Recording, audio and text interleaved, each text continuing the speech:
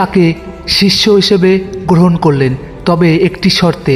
তিনি বললেন, একজন পবিত্র পুরুষ হিসেবে আমাকে একা রাত কাটানো উচিত, তাই তুমি রাতের বেলায় মন্দিরে প্রবেশ করতে পারবে না। প্রতারক ওই ঋষির কথায় রাজি হলো আর বলল, আমি আপনাকে সন্তুষ্ট করতে সব কিছু করব। এই কথা শুনে ঋষি আনুষ্ঠানিকভাবে তাকে শিষ্য হিসেবে গ্রহণ করলেন এবং কিছুদিন পর প্রতারক নিজেকে একজন অনুগত শিষ্য হিসেবে প্রমাণ করল। যদিও ঋষি তার শিষ্যের কাজ দেখে খুশি হয়েছিলেন, প্রতারক কখনও তার বিশ্বাস অর্জন করতে পারেনি যাতে সে ঋষির ব্যাগের কাছে পৌঁছাতে পারে। দিনের পর দিন প্রতারক আরও হতাশ হতে লাগলো।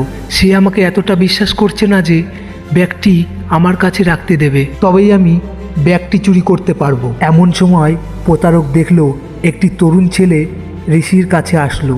সে ছিল ঋষির একজন ভক্তের ছেলে।